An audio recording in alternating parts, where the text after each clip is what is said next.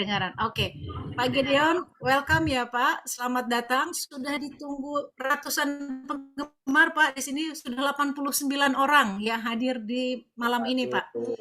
Selamat Ingin semua dengar ya. ceritanya Pak Gideon. Mau sekarang atau nanti? Iya, terima kasih Pak Gideon. Ini cerita Bapak. Gimana Pak? Kenapa suara saya nggak jelas ya?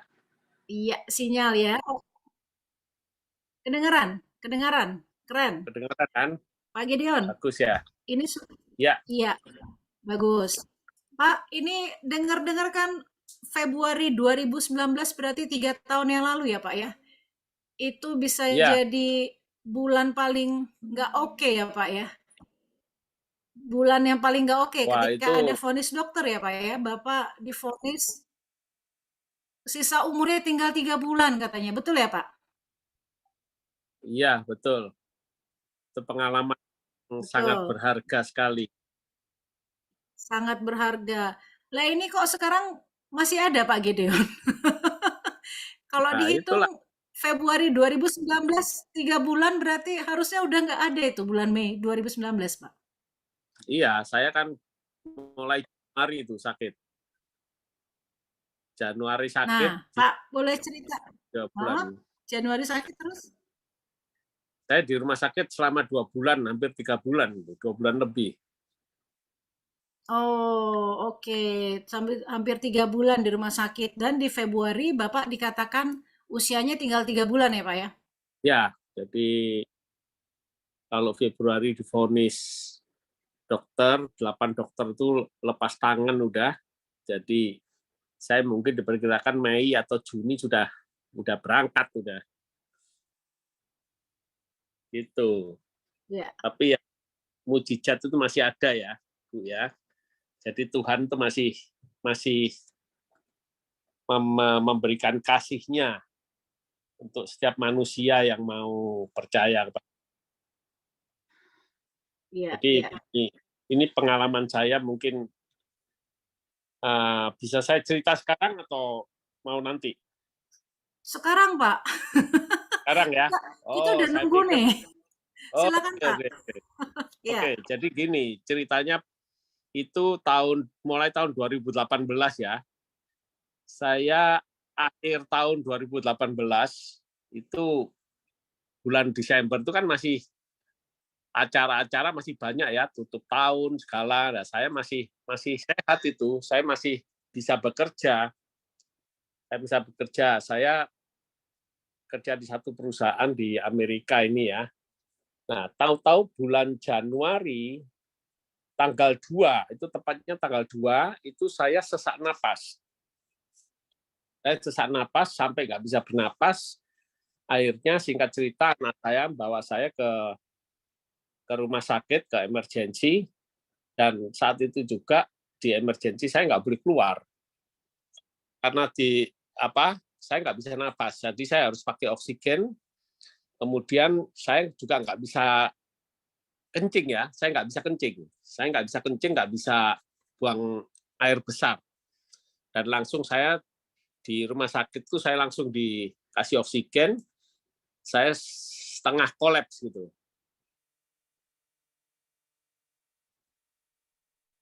Saya setengah kolaps dan diperiksa, semua tubuh saya diperiksa, masih belum ditemukan penyakitnya saat itu. Tapi yang pasti paru-paru saya ini udah penuh air. Ternyata diperkirakan mungkin karena itu dari kerusakan ginjal ya. Jadi kalau kerusakan ginjal itu artinya kan ginjal nggak berfungsi, nggak bisa mengeluarkan racun dalam tubuh, akhirnya ngendepnya di paru-paru. Jadi Pak saya divonis kena paru-paru basah dulu, pneumonia. Di situ saya mesti di dada ini dilubangi supaya air keluar, tapi nggak keluar. Akhirnya dilubangi lewat ini samping lambung sini. Di lambung sini saya dilubangi, baru air itu keluar. Dan saya mengalami pengobatan di dalam rumah sakit itu. Setelah diperiksa selama beberapa minggu itu semua diperiksa, ketahuan bahwa saya Nomor 1 kena paru-paru basah, kemudian diperkirakan kena lupus. Ya, saya divonis kena lupus, kemudian drop hemoglobin saya drop sampai di bawah 6. Oleh sebab itu saya harus ditransfusi darah, tapi setelah transfusi darah beberapa kali, berapa tabung itu, saya tetap drop terus. Dan ini diperkirakan saya kena cancer, leukemia, kanker darah. Karena sel darah putih saya terus naik, ya, dan berat tubuh saya itu turun sampai 41 kg. Yang asalnya berat saya itu 65 ya, 63 kilo sampai 41 dalam waktu cuman berapa minggu aja. Jadi dokter udah itu kemudian periksa, akhirnya saya divonis ginjal saya rusak. Ginjal saya tinggal 3%. Dan untuk mempertahankan hidup saya waktu itu satu-satunya jalan ya harus cuci darah. Saya lumpuh total waktu itu. Di rumah sakit saya lumpuh total dan saya harus jalani plasma, saya harus jalani kemoterapi, saya harus menjalani cuci darah. Jadi hari saya setiap hari itu udah bergantian. Hari ini cuci darah selama 4 jam, besoknya harus kemo, nanti hari lagi harus plasma. Jadi begitulah akhirnya 8 dokter itu memvonis saya tidak ada harapan, dan saya harus dipindah ke rumah sakit yang lebih canggih. Artinya di situ mungkin dokter yang lebih canggih dan teknologinya lebih canggih untuk menolong saya, walaupun tidak ada harapan. Ya, anak-anak saya dikumpulkan, saya harus tanda tangan surat apa mau saya, maksudnya kalau terjadi sesuatu sampai saya kolaps, saya maunya ya nggak usah pakai life support. Ya, saya pesan sama anak-anak saya kalau saya pingsan atau koma, nggak usah di life support, biarkan aja pergi. Ya, saya udah begitu. Dan waktu itu saya nggak bisa bangun, nggak bisa kencing, nggak bisa pup, jadi saya harus pakai kateter. Nah, selama bulan kedua, bulan ketiga, itu saya harus jalan cuci darah, tapi untungnya dalam rumah sakit itu banyak kawan-kawan saya berkunjung, ya, mereka menawarkan banyak vitamin, menawarkan, oh coba ini, minum vitamin ini, minum vitamin ini, minum vitamin ini. Saya waktu itu apatis, nggak mau, ya, karena sebelumnya saya sudah tahu, ya, artinya saya orangnya suka vitamin. Nah, ini yang perlu kita ketahui, vitamin itu bagus, ya, vitamin itu bagus untuk tubuh kita. Tetapi kalau kita stres, pikiran stres, kerja capek, ya, akhirnya tubuh kita sendiri yang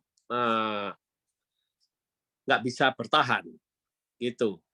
Nah, untungnya saya di dalam satu grup WhatsApp, ya, ada teman saya nggak kenal orangnya, tapi teman saya itu menawarkan gini, Pak Gideon coba minum ini. Apa itu? Nah, dia nawarkan ini, apa, SOP 100 waktu itu. SOP 100, terus dia cerita ini bukan vitamin biasa, tapi ini untuk nutrisi, untuk stem cell. Nah, saya tahu soal stem cell, ya, karena dulu di Amerika ada satu perusahaan yang memproduksi satu suplemen yang dibuat dari rumput laut, itu memang bekerjanya hampir sama seperti SOP 100 ini, ya, memperbanyak stem cell dalam tubuh ini. Tapi saya nggak percaya itu. Saya nggak percaya. Waktu teman saya ini menawarkan SOP 100 ini, saya nggak percaya juga. Cuman karena dia bilang untuk stem cell, saya tanya, ada risetnya nggak? Gitu. Oh, ada. Bahkan sudah dipatenkan. Nah, itu saya jadi tertarik. Akhirnya saya minta datanya. Coba kamu kirim datanya, riset-riset itu apa yang dibilang dipatenkan segala itu. Nah, dia kirim datanya, saya pelajari ini, ya masuk akal memang, ya hasil risetnya itu masuk akal. Cara bekerjanya memang kan kita tahu stem cell itu kan bukan buatan manusia, tapi ciptaan Tuhan kan. Jadi hanya kita bisa mengkonsumsi makanan atau suplemen apapun yang bisa memicu stem cell itu berkembang, hidup kembali. Nah, akhirnya saya setelah pelajari itu semua, apalagi dia ngomong apa? Ini ada bisnisnya, gitu ya. Jadi saya pikir saya nggak suka multi level. Sebetulnya saya nggak suka multi level marketing, karena saya Pak dulu Gideon, pernah.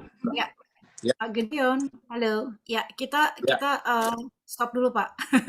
Jadi boleh. Bapak di 2018 masih kerja seperti biasa, tiba-tiba 2019 Bapak tadi sesak nafas gitu ya, Pak ya? Iya, Kemudian mengalami serangkaian pemeriksaan dimulai kemudian disebutnya sakit ada paru-paru basah, lupus, sampai leukemia dan sebagainya ya Pak ya. Jadi banyak sekali analisa dokter ya Pak ya. 8 dokter sampai iya, mengatakan hands up ya. iya, Ya. ya. Memang Nah, ya, itu pada saat seperti itu apa yang Bapak rasakan tuh Pak? saya nggak merasakan apa-apa. Saya sudah koma. Artinya bukan koma, Oh, artinya saya sudah lumpuh total. Saya sudah putus asa sebetulnya waktu itu. Saya pikir memang saya nggak ada harapan karena mendadak. Kemarinnya saya sehat, saya masih bisa bekerja, langsung jatuh itu saya rasa sesak napas. Pertama saya rasa sesak. Saya pikir itu sakit jantung. Saya ya, pikir ya. ya, karena saya nggak bisa bernapas, jantung saya di tengah ini seperti orang mencengkram gitu. Jadi saya pikir sakit jantung. Saya pikir makanya saya memang beberapa waktu sebelumnya saya waktu mengendarai mobil itu kadang-kadang di jantung saya ini sesek. Saya pikir sakit jantung, makanya saya nggak mau ke dokter karena saya pikir kalau orang sakit jantung kan matinya cepat sudah.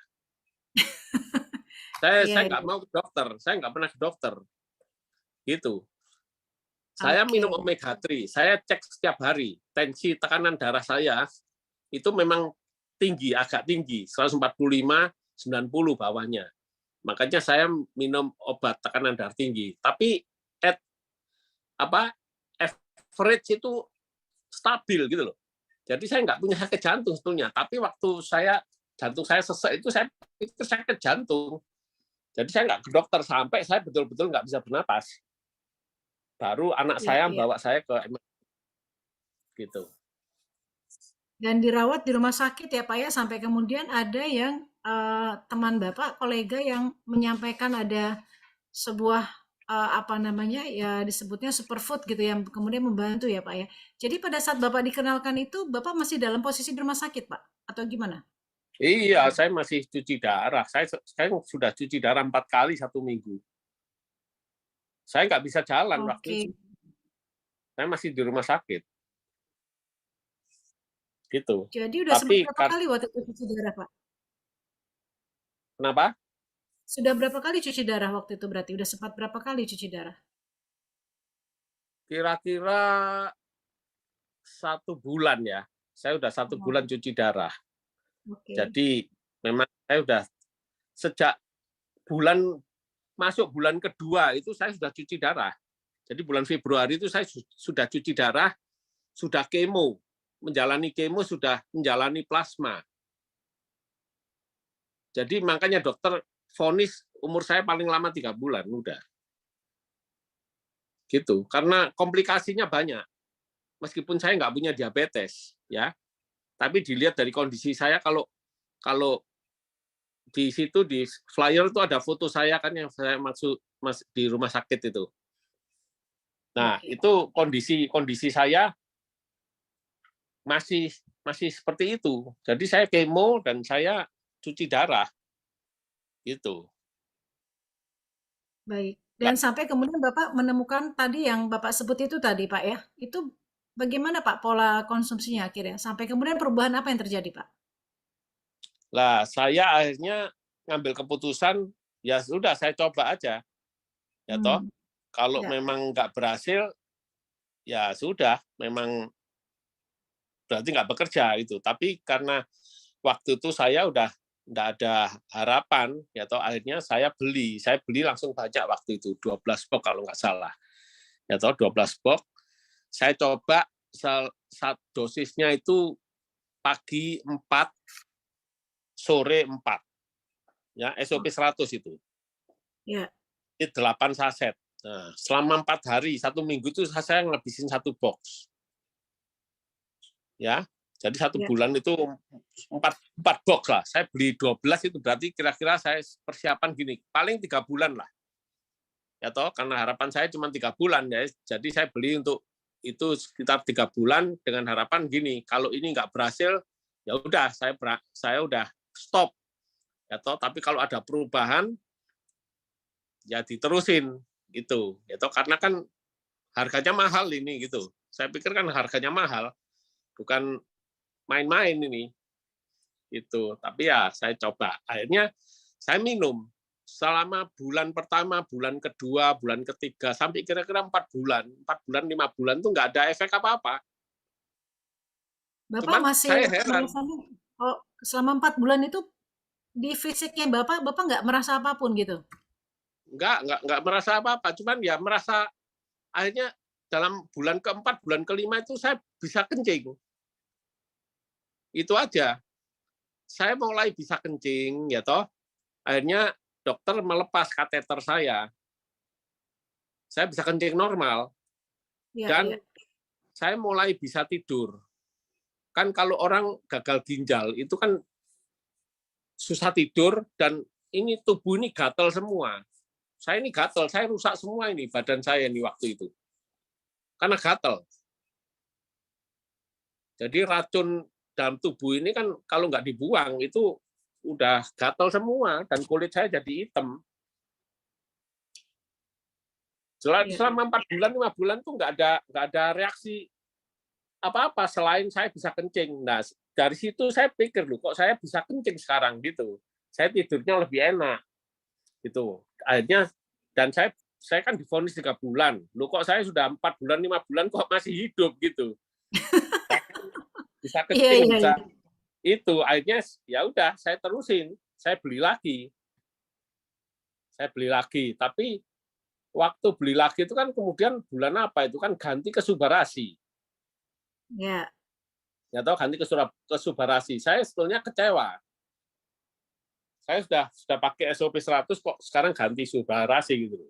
Tapi dari brosur-brosurnya itu saya lihat ya patennya masih tetap 3, masih ditambah 1 lagi yaitu untuk mencegah clot kan, mencegah pembekuan darah. Ya udah saya tetap ambil. Jadi saya tetap minum itu. Gitu. Nah, mulai bulan ke-6 ya. Itu bulan ke-4 bulan. Mulai bulan ke-6, bulan ke-7 itu baru saya merasakan tubuh saya sehat. Walaupun itu racun dalam tubuh saya itu masih tinggi. Kan kreatin saya waktu itu 14 ya. 14. Saya masih menjalani kemo itu untuk leukemia saya. Tapi kan saya satu paket kan 36 kali ya.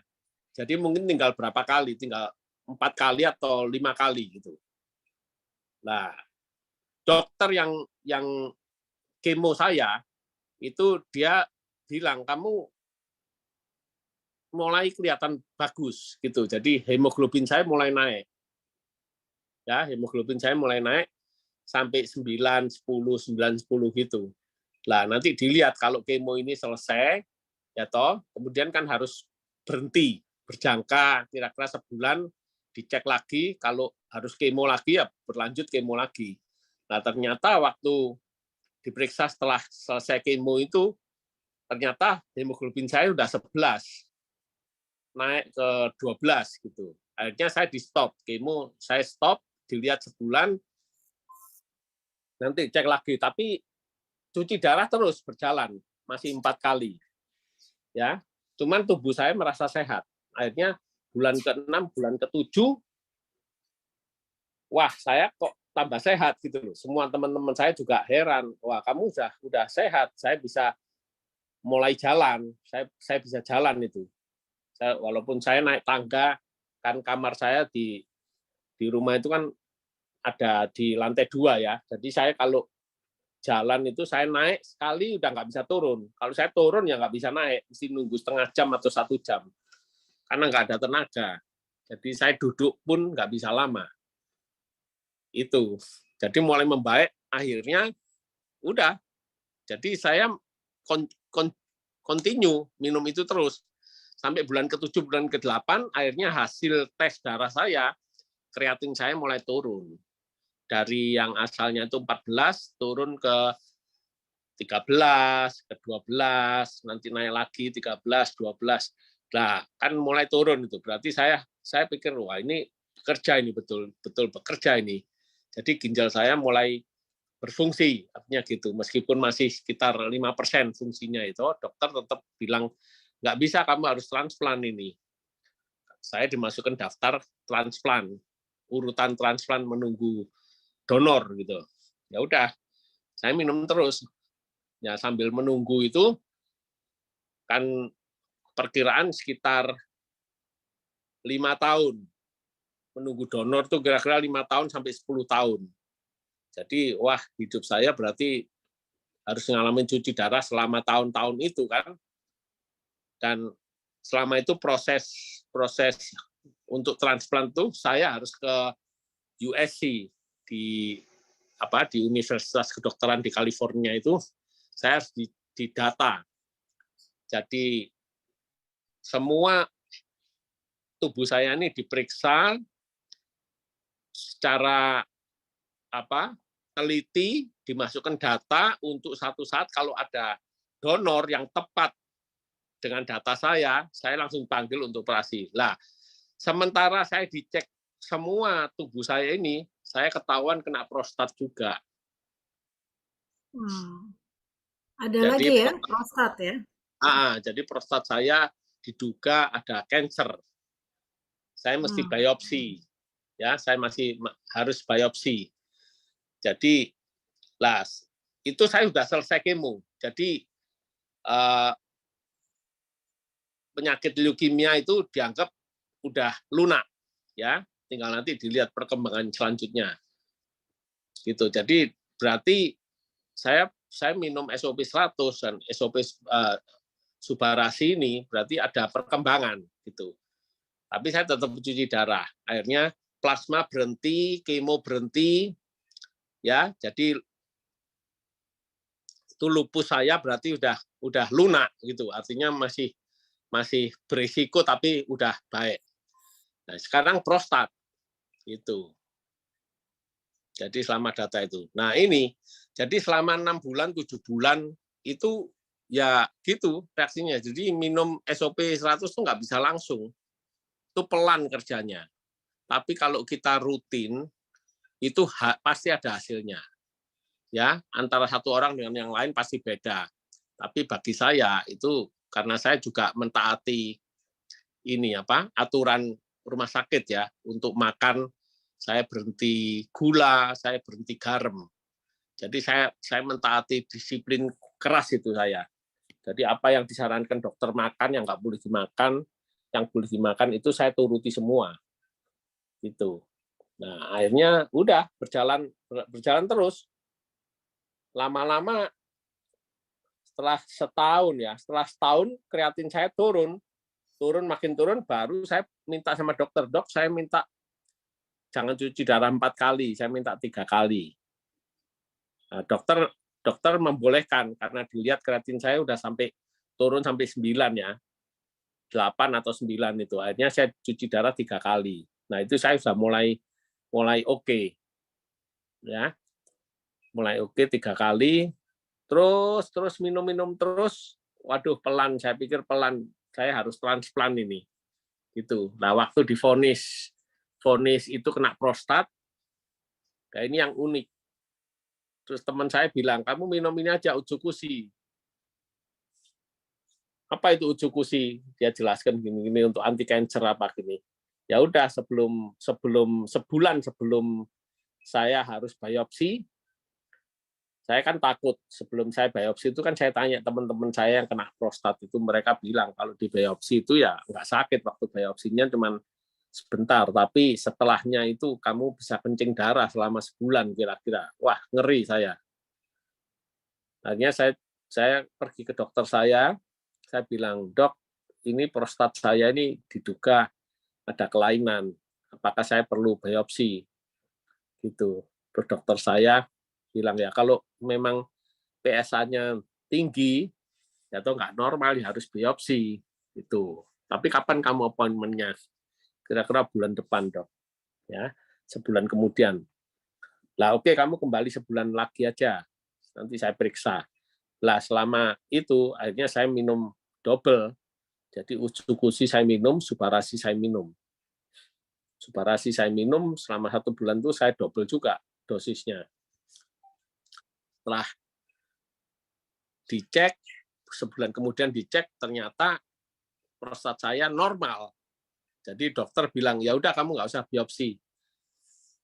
Nah, jadi sungguh itu cepat kalau yang Ucukusi itu cepat, ya cepat. Jadi langsung turun normal, PSA saya turun normal. Tapi yang cuci darah masih tetap, kreatin saya masih tinggi. Hanya saya minum dua-duanya, Ucukusi sama Subarasi saya minum dua-duanya, terus sampai setahun setengah mungkin, setahun setengah, hampir 2 tahun baru terjadi perubahan di kreatin saya. Kreatin atau urium saya itu turun drastis, jadi pelan-pelan turun dari 8 turun ke 7, 7 sampai 5, 4 gitu, sampai 2 tahun. 2 tahun kreatin saya itu 3 terus, 2,9, 3,2 gitu terus. Nah, akhirnya saya minta cuci darah 2 kali. Dokter setuju 2 kali, walaupun dokternya agak nggak suka ya. Dokternya, ini risiko buat kamu, kalau kamu cuci darah 2 kali, tahu-tahu kreatinmu naik, fungsi ginjalmu nggak membaik, kamu harus 3 kali lagi. Wah, itu yang saya mikir, waduh, sedangkan cuci darah 3 kali yang sekarang ini aja saya nggak bisa kemana-mana, nggak bisa pergi, nggak bisa kerja, nggak bisa segala macam. Tapi ya udah 2 kali, tapi saya terus minum itu. Dosisnya bukan 4 lagi ya. Jadi bulan ke-6, bulan ke-7 itu saya sudah ngurangi dosisnya karena ya pertama karena harganya mahal. SOP Subarasi itu kan harganya mahal. Jadi kalau bayangkan kalau 1 minggu 1 box ya bisa bangkrut ini. Saya pikir gitu. Itu akhirnya saya udah asal saya minum aja 1 hari 1. Saya kurangi 1 hari 2, kemudian 1 hari 1, udah harus rutin 1 hari 1. Nah, ternyata tetap bereaksi baik gitu. Akhirnya pada tahun kedua saya kreatin saya udah sekitar 2,7, 2,5 gitu. Saya beranikan diri, "Dok, saya minta cuci darah 1 kali." Ya, dokternya marah. "Kamu ini mau mati atau gimana?" Karena dia bilang gini, fungsi ginjal manusia ini kan kerjanya 24 jam. Nah, kalau ginjalmu tinggal 10%, terus kamu cuma dicuci darah 2 kali seminggu, ya berarti selama seminggu itu ginjalmu itu bekerja lebih keras lagi. Mesin hanya membantu 2 kali, harusnya kan 24 jam. Gitu. Tapi karena saya merasa badan saya sehat, kreatin saya udah di bawah 3, ya toh kadang 3 lah, rata-rata 3 gitu, saya beranikan diri. Ya kalau nanti naik lagi ya udah risiko, berarti harus cuci darah, meningkat lagi 2 kali lagi, 3 kali lagi, atau saya harus transplant ginjal. Saya ngeri waktu diceritain mau transplant ginjal itu. Saya baru tahu cara transplant ginjal itu ngeri sekali. Ternyata ginjal saya nggak diambil, tapi ditambah ginjal ditaruh di depan perut ini. Jadi dokternya bilang ya seperti kamu bawa tas itu aja, tas pinggang itu.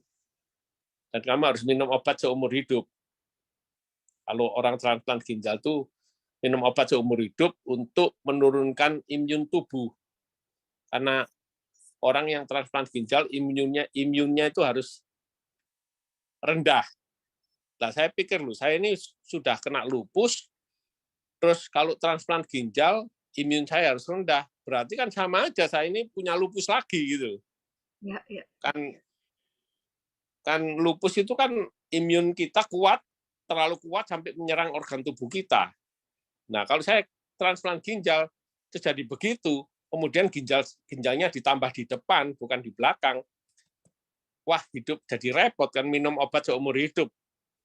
Dan harus menjaga betul-betul kesehatan, nggak boleh ketemu orang sakit, nggak boleh ke rumah sakit, karena gampang sakit. Orang yang transplant ginjal itu gampang sakit. Akhirnya saya putuskan saya nggak mau dah, saya nggak mau transplant. Saya lebih baik cuci darah aja lah seumur hidup, saya pikir gitu. Ya kan? Ya. Tapi ya puji syukur sama Tuhan lah. Pak Gideon, itu berarti Bapak total sakit itu 1 tahun lebih ya Pak? 1,5 tahun ya Pak ya? Ya sakitnya apa? Kalau sakitnya yang di rumah sakit ya hampir 3 bulan. Iya, iya. Tapi cuci darahnya ya udah terus selama 2 tahun lebih. 2 tahun lebih cuci darah. Baik, baik. Iya. Saya itu tahun 2021 ya, awal Januari itu baru saya bisa cuci darah 2 kali. Selama 2019, 2020 itu ya 4 kali, kemudian turun 3 kali, kemudian turun 2 kali sampai 2021 awal itu saya masih 2 kali. Ya toh, tapi akhirnya bulan Februari kalau nggak salah bulan Februari tahun 2021 itu karena kreatin saya udah 2,7, 2,6, akhirnya saya pergi ke dokter awal saya yang di rumah sakit yang pertama, yang 8 dokter itu yang memvonis saya umur saya 3 bulan. Saya cari second opinion karena suster di klinik saya yang cuci darah itu bilang, kamu ini Pak Gideon, kamu ini kelihatannya udah sehat ini, kamu bisa cuci darah 1 kali aja gitu. Nah, akhirnya saya minta dokter cuci darah 1 kali, 1 minggu. Nah, dokter yang terakhir yang megang saya itu bilang nggak bisa, nggak boleh 1 kali. Tapi saya maksa ya toh, saya maksa. Akhirnya dia lihat hasil tes darah saya, akhirnya coba sekali, saya coba 1 kali selama 1 bulan ini. Kalau 1 bulan ini kreatin naik, kamu langsung 2 kali, nggak boleh sekali. Ya udah, saya sekali. Itu awal tahun 2021 ya, bulan Februari itu saya minta sekali cuci darah. Nah, selama bulan Februari, Maret itu ternyata kreatin saya nggak naik. Gitu. Lah, saya ke dokter awal saya periksa, dok, saya ini sudah cuci darah 1 kali, ya toh. Bisa nggak saya minta second opinion, gimana saya harus bagaimana itu. Akhirnya terus dokter itu waktu ketemu saya pun kaget. Kan sudah 2 tahun nggak ketemu saya kan. Waktu ketemu saya dia pakai, ini Pak Gideon ya? Iya, ini saya, dok. Gitu. Terus dia sampai bilang gini, wah maaf ya, saya pikir kamu sudah mati. Itu dokter itu bilang gitu, saya pikir sudah mati kan, sudah divonis 8 dokter udah angkat tangan. Nah, ya udah saya periksa. Ya, Pak Gideon sampai berhenti benar-benar berhenti kapan Pak? Tidak cuci darah lagi. Waktu saya second opinion itu, akhirnya saya diperiksakan oleh dokter saya yang awal itu. Begitu diperiksa, dokter saya langsung bilang, kamu harusnya berhenti udah. Itu saya kaget. Loh, bener dok, bener, kamu udah sembuh. Ya begitu. Ya kamu harus minta sama dokter yang nangani kamu sekarang. Waduh, saya nggak berani dok, kan dari awal saya aja minta kurang-kurang itu aja dimarahi terus. Itu karena memang dokter di Amerika ini kan bertanggung jawab ya, jadi dia nggak mau ambil risiko. Oke, nanti saya yang ngomong, yaitu waktu dokter yang awal saya itu nggak tahu telepon atau bagaimana ke dokter saya yang sekarang ini, telepon. Nah, 1 hari di bulan Mei tanggal 5 itu pas hari saya harus cuci darah. Ya, pas hari saya sudah saya sudah 1 kali seminggu cuci darah. Hari itu juga saya mau cuci darah, ternyata waktu saya sudah dibaringkan di tempat tidur itu, ternyata waktu itu udah nurse-nya itu, susternya udah mau nusukkan jarum itu, akhirnya di-stop sama kepala rumah sakit itu. Stop, stop, stop. Berhenti. Saya kan heran, saya pikir di-stop itu mau di-reschedule ke hari lain atau apa, dirubah harinya. Terus kenapa? Terus akhirnya nggak tahu mereka terima telepon atau apa. Sebentar lagi terus kepala rumah sakitnya mendekati saya ngomong, Pak Gideon, kamu pulang aja sekarang. Loh, saya heran, loh, kenapa kok pulang? Ya kamu nggak usah kembali. Loh, kenapa nggak usah kembali? Apa dipindah harinya? Kamu nggak usah cuci darah. Lah itu saya kaget. Jadi pas tanggal 5 Mei itu, pas hari ulang tahun saya itu. Sebetulnya. Wow, bertepatan ya Pak Gideon ya, Iya, kok bisa bertepatan. mendapatkan berita yang luar biasa. Wow, luar biasa dan saya juga yakin teman-teman yang lain juga sangat-sangat ikut merasakan apa yang Bapak selama 2 tahun lebih ya, harus menjalani serangkaian pengobatan yang luar biasa sampai kemudian bertemu dengan tadi yang Bapak katakan SOP 100 ya. Thank you Pak Gideon. Rasanya sebenarnya kita ingin banget dengerin cerita Pak Gideon nih Pak. Cuma ini kebetulan juga di sini juga hadir nih Pak Gideon, ada lagi seorang ibu rumah tangga loh. Ibu rumah tangga sama kayak aku kalau ibu rumah tangga nih. Yang juga beliau sehari-harinya ya sama ya ngurusin juga keluarga gitu ya, ngurusin anak gitu ya. Sama lah kita ya sebagai ibu rumah tangga. Cuman yang berbeda itu adalah karena yang berbeda jauh tuh penghasilannya tuh Pak Gideon. Jadi ada ibu rumah tangga di sini Pak, penghasilannya dia baru bisnis 3 bulan saja sudah langsung profitnya 400 juta Pak. Nggak tahu nih apa jaga lilin atau apa nggak tahu ya, nanti kita tanya ya Pak ya. Dan sekarang 2 tahun 7 bulan menjalankan bisnis Pak, itu sudah mencapai 5,1 M Pak Gideon dan teman-teman yang lain. Itu luar biasa ya. Itu biasanya yang dapat angka segitu kan beliau mungkin adalah cucu dari konglomerat atau yang punya pabrik mungkin ya, atau seperti apa ya. Coba kita tanya langsung deh, ini kebetulan sudah ada Kak Riana di sini. Hai Kak Riana. Halo, malam-malam semuanya. Hai, malam Kak Riana. Suaranya jelas ya. Kedengeran jelas. Kak Pak Riana Gideon luar biasa sharingnya lo, gila. ya. Benar-benar perjuangannya luar biasa. Hebat ya Kak Riana ya, itu mendapatkan bertubi-tubi vonis lagi ya, bukan hanya satu penyakit tapi banyak sekali dan terus menerus. Itu saya nggak bisa ngebayangin itu up and down emosinya ya Pak Gideon. Keren banget Pak.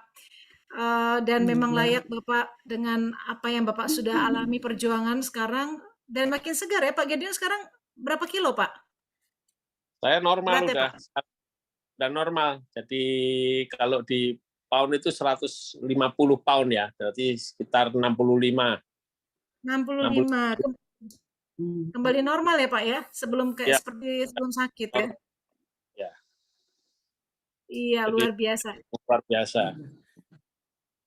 Keren Pak Gideon. Nah, Pak Cuma Gideon mau bilang Pak Gideon itu ceritanya Pak Gideon itu udah nyelamatin banyak orang juga loh Pak Gideon. Karena aku dari sharingnya Pak Gideon itu aku share ke beberapa member aku yang gagal ginjal segala macam ya. Itu juga bantu mereka. Aku juga punya sampai yang di Bangka sekarang ya. Dia juga berhenti cuci darah setelah pemakaian. Wow. Itu dari ceritanya Pak Gideon dia dapetnya. Jadi sharingnya Pak Gideon udah bantu banyak orang bener-bener. Yang penting jangan putus asa lah. Percaya. Ya toh, kita berdoa tapi Tuhan ngasih jalan gitu. Nah, kita mau melewati jalan itu enggak, itu aja. Kadang-kadang orang kan belum apa-apa udah putus asa. Ya memang tantangannya banyak, selain harganya mahal ya, dan juga perlu waktu. Itu kadang-kadang orang nggak sabar, maunya minum sekarang nggak bisa. Iya, mesti sabar. Iya, mesti terus rutin, nggak boleh berhenti. Ya benar ya Pak Gideon ya. Dan dia harus percaya juga, dia harus yakin sama produknya. Kalau dia nggak yakin, dia sendiri nggak yakin, nggak ada efeknya juga Pak Gideon. Benar ya, karena dia sendiri tuh menentang. Kalau dianya bilang oke, ada, malah jadi ada. Benar ya Pak Gideon ya. Karena butuh mindset juga, dia juga butuh positif juga gitu loh. Iya, jangan menyerah lah istilahnya. Thank you ya Pak Gideon ya, sama.